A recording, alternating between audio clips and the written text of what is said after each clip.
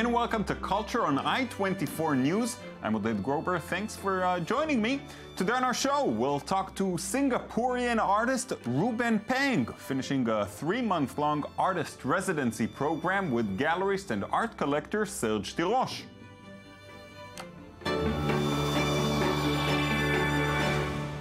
Ruben Pang is an artist from Singapore who in the last 3 months has been in Israel on an artist residency program initiated by collector and gallerist Serge Tiroche.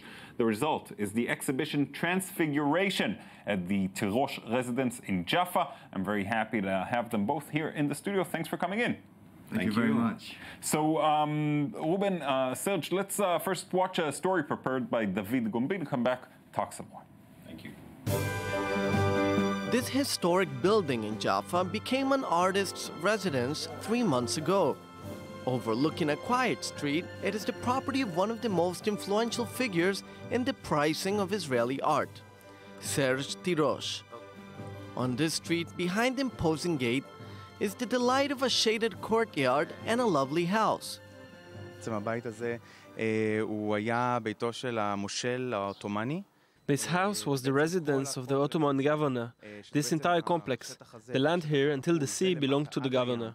There is a lot of history, and we can see the influences of Ottoman architecture through the arches and the overall appearance of the house. Acquired in 1972 by the father of Serge Tiroche, it was completely renovated with particular attention in the details. Today, decades later, it is owned by the son, Serge. The exceptional setting provides the perfect atmosphere for an artist's residence. First on the list, the Singaporean painter Ruben Pang. He has just spent 3 months in the home along with his mother, father, and brother. For the first week, we were wondering how could we actually present the work that actually blends with the interior. But to the surprise of the father, it took less than 3 months. הוא עבד בעצם נון-סטופ, אז הייתה 3 חודשים של התוכנית. In fact, he worked tirelessly during the 3 months of his residence. During these 3 months, he was very focused. He created a lot, and I think that creativity was partly due to the fact that he lived here in Jaffa, in this environment, and in this atmosphere. באווירה הזאת. For an artist to be admitted into the residence is a dream. Travel, inspiration, comfort, a change of scenery. The best artist residences are known to the general public. The Villa Medici in Rome, Tokyo, Madrid, London. There are others in the world. In Israel, it's quite rare. Private funds finance the stay of some painters. But a house like this, in particular in Jaffa, has a different flavor. The residence is completely private. The artist and his companions are house and fed. The whole team is in their care. I have never lived in a house that has such a high ceiling and then with such a historical background. If the artist has no obligations to the number of works to be created, the art direction is agreed in advance. The theme chosen for this first is the New Testament. And of course, the residence's surroundings also influence the theme. Graduation Night, which was inspired by The Last Supper by Leonardo da Vinci, is the work of the biggest dimensions. So we dedicated the largest wall for it, which creates a very strong feeling in this place. Emblazoned on the walls of contemporary art, this beautiful historic house, nestled in the depths of the old port of Jaffa, takes on a new meaning. That of inspiring artists from around the world. All right, so Serge, I'll begin with you. Tell us a little bit, how did the connection come to be? Well, you know, for my job as the collection manager for the Tiroche DELEON collection, I get to travel all over the world in far corners, emerging countries. And I've been traveling to Singapore quite regularly over the last few years.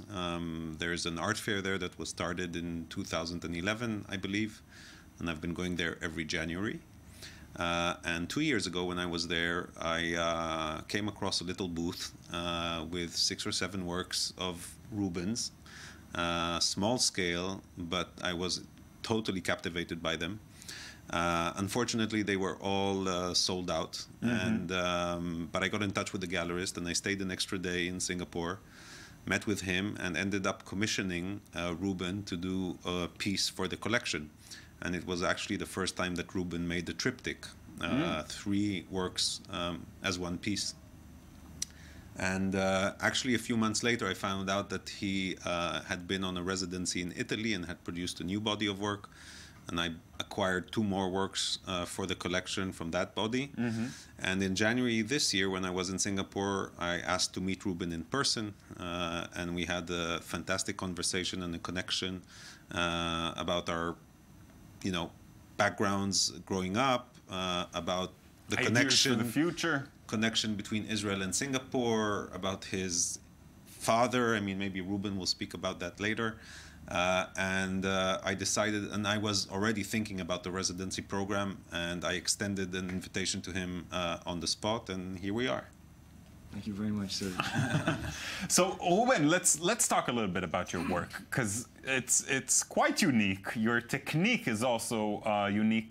Tell us a little bit about that. I consider myself mostly just a painter. I paint on aluminum panels for practical reasons. Singapore is very humid. You don't want wood or canvas to warp and grow mold. I like the finesse of having my fingers touch a paint and move it around a very hard surface, because you get a lot more dynamics that way. It doesn't seep into the cracks. Interesting. I paint intuitively. I usually have absolutely no idea what's going to happen. Makes me feel alive. I think a lot of the subject matter for me, over the years, there's so many ways you can describe it. You can describe it, when I was in art school, as formalism. Okay. A sense of blurring the boundary between what is figuration and abstraction. Today, it's with Serge, when we sat down, it was completely different. I cut straight to the chase and described it in a way I was always very self-conscious to. But with Serge, it was different. We sat down and I told him, my dad's an exorcist. Was an exorcist. He stopped. And I grew up in a Catholic school. Okay. I then went to La Salle College of the Arts in Singapore, which was an art school. And, it was something with a British system of talking about art. Very conceptual. No room for any of this new age spirituality. But with Serge, it was different. And I told him, this is where my art comes from, if I were to describe it in layman terms. Right. That the dinner table conversation was about dead bodies, exorcisms, color changing of ghosts and things like that.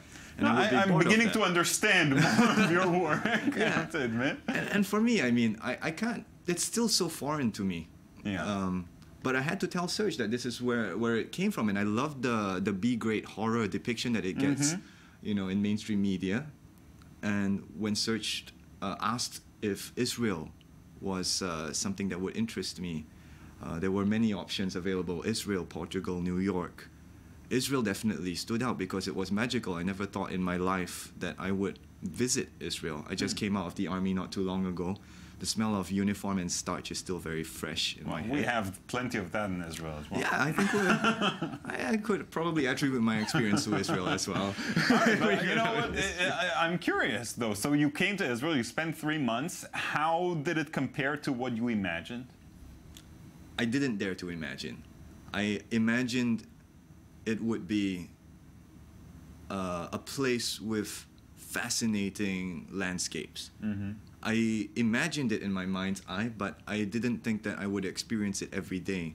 I mean, Serge has let me know, and there was a photo that he sent me of the Jaffa Port, of his house, and I was thinking, yeah, it's absolutely amazing. It's probably a Wikipedia stock image, and I was there. I was like, oh my gosh, I hate my words completely.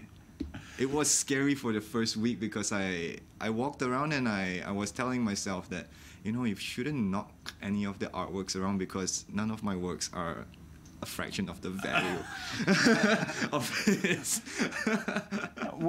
I'm sure we're working on that too. But I'm curious, how did being in Jaffa, being in Israel, how did it affect your work? Spiritually, I would say I was not a very grounded person prior to coming here. I was living in my head. Israel, Jaffa, but Israel in general, no matter which part of Israel you go to, it unearths something from under the sand. That's what keeps playing in my mind. I was fearful when I came here because of the responsibility that Serge takes a chance with me. And I know the kind of responsibility that Serge carries on his shoulders. And so in that sense, when he takes a chance with me, and I'm a new artist, again, it makes me feel, in terms of the ego, it's a huge boost. But then to live up to that pressure within a fixed period of time of 3 months and having to execute, when I know myself, I have no idea what the paintings will look like. I have a rough idea of my track record. Yeah. And Serge has always been supportive and yet challenging at the same time. But emotionally, I think spiritually, there were a lot of things that I wanted to deal with that I didn't have time to deal with, because Singapore is a place where you can lose yourself. I see. It's a city. And here you had the peace of mind to sit down and deal Absolutely. with it. You know, it brought it to point blank. Sorry. Yeah. No. I'm curious if that's what you were hoping to achieve with the residency program, because, you know, artist residency is something that we see all around the world quite often, but not so much in Israel. You're making it happen. What are your goals? Oh, there are multiple. I mean, it starts, I guess, with my love for interaction with artists. I learn a lot from them, and I think with the years of experience, I have something that I can give them and help them, make a step forward in their career. It's also part of the objectives of the Tiroche DELEON collection, because it's a collection for investment purposes, but, art funds have a terrible history and track record. And the whole idea initially was always taken with a grain of salt by galleries and artists who were afraid, we might be art flippers, buying in order to resell. Yeah. And it really is not what it is about. It's more about opening the door to new people to enter the art world, to give them, an opportunity to collect in a safe environment and get involved with artists. Above all, it creates a dialogue between, an artist and a place that otherwise wouldn't meet. Exactly, yeah. And, it's also for me a little bit of a, Zionistic kind of, backdrop to this whole thing, using my house, using its history, in a mixed city, in an Arab city. I mean, it's very complicated. There are a lot of different reasons, but obviously, having people come here, and it's not just Ruben in this case, I mean, his whole family has been here, friends, supporters, all kinds of people, the media, and Israel is perceived differently through a program like this. So, and if I can do that, make small changes in the perception of the country in different places around the world with influential artists, I've done my bit. Yeah. We're almost out of time, but I want to quickly ask you, Ruben, because you've created a dialogue with the work that you made here with some classics. And yes. Was that intentional? Were you planning on doing this, or being here, it's something that kind of came to you? Nice comparison. Okay. This is awkward. Well, it was, I think, in my initial discussion with Serge, that was the point of departure. We both agreed on that. It would be a way to channel and focus the creative energies. So that was also, I think, something that initially I agreed to, because I'm not so much of a political artist or an activist artist, and I'm not a religious person either. So it's like finding these lines, but something that I could commit to religiously and with faith. These kinds of stories and narratives, and especially the walking in the footsteps of Jesus Christ. Right. Being raised Catholic and having those stories come into my life, play a big role in my life, fade out of my life thanks to Led Zeppelin and rock and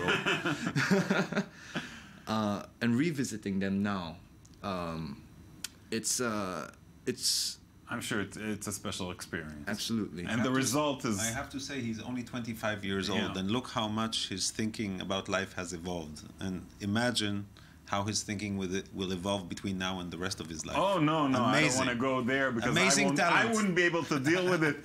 But the results are wonderful. And once again, thanks so much for coming in, Ruben. Serge, always great to meet you. Thank you. It's a pleasure. Good to see you. That's pretty much all the time we have for today. I hope you enjoyed our show. We'll be back with another one for the weekend and next week as well. Till then, we leave you with some distinctive sounds. Written in 1939, the song Brazil is among the most famous Brazilian songs in the world.